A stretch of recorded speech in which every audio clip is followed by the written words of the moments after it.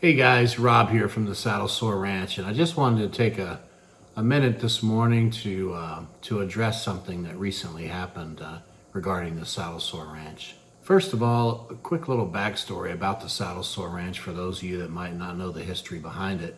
I purchased the original location, which was about 4 miles down a dirt road. I purchased that for just a little getaway, just for myself. I was gonna build a cabin, throw up a little something there, just having a little off-grid property. And this was inspired by watching a lot of those TV shows like Mountain Men and Alaskan Bush People and stuff like that. And so I figured that'd be my own little getaway from Las Vegas. After I purchased that land and told all my friends about it, they were like, well, we should do campouts out there and parties and, events and things like that. And we should build a stage and, build all this stuff. And I said, sure, I don't mind doing that, but, I can't afford to do that out of my pocket. So they were like, well, we can throw events and we can charge a couple bucks at the door and, you can use that money to build stuff. And so that's how it all started. And then one thing led to another, and, the events got a little bit bigger and started getting published in magazines pretty much right off the bat. And with every event we would do, we would learn a little something that we could improve on for the next time. And we'd make a little bit of improvements to the property. And we bought our first shipping container and built a stage. And that's kind of how it all got started. And then our events started getting published in bigger magazines and nationwide and front page of newspapers. We were on the front page of the newspaper in Sturgis, South Dakota. We were on the ABC News. And it was just really amazing the amount of exposure that we got so quickly, and a venue that was so remote. And of course, you'd get the people that would come out there and say, oh, well, you can't make it out here on a bike or, whatever. And, there were others that had a great time and, had no issue. And, it really was kind of mixed, but again, we were about 4 miles down a dirt road. And then the opportunity came up to purchase our new property, which is right on the paved Route 66 there, Oatman Highway at milepost 36.5. So we purchased that property, and then we had the task of clearing off property because you couldn't even drive onto that new property when I first bought it. So I had to get in tractors and heavy equipment and dozers and, all kinds of stuff. We had people volunteering out there to help. And so we got some land cleared off, and then we had to bring everything over from the old ranch to the new ranch, the shipping containers. By this time we had 2. And then I had a couple of carports installed. We built a new stage.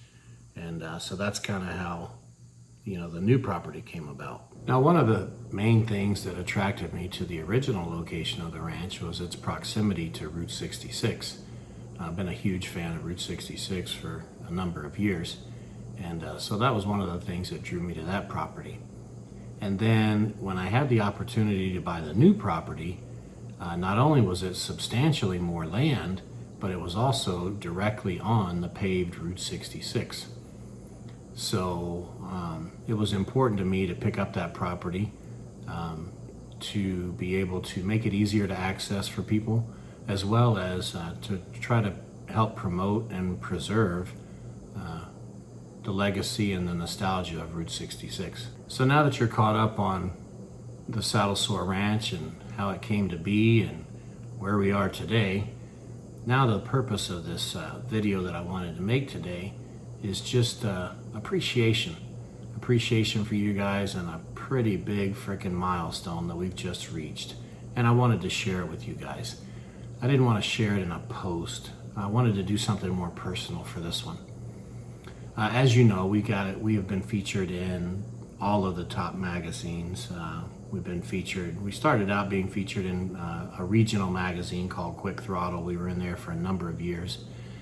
And then we made it into Cycle Source magazine, which is pretty huge. It's a pretty huge accomplishment.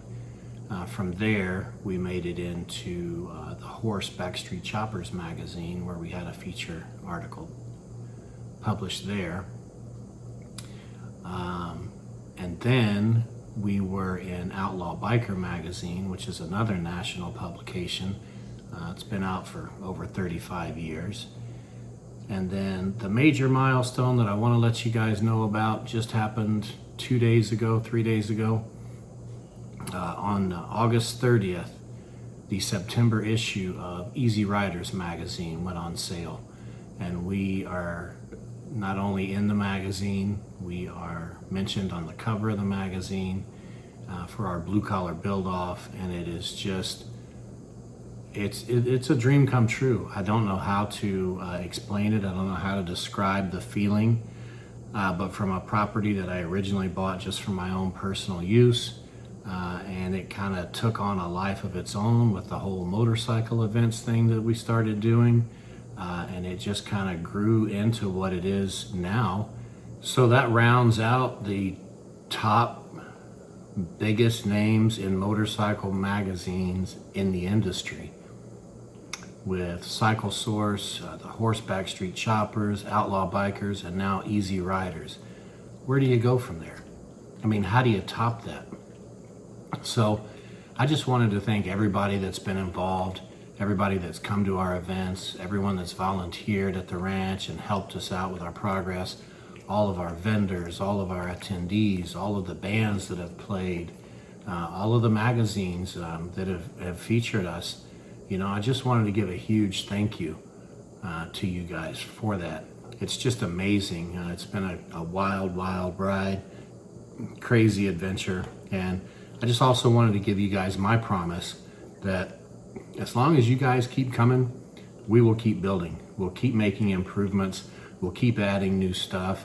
We'll keep clearing more land. We will continue to grade more land, smooth stuff out, make more camp spots, anything that we can do.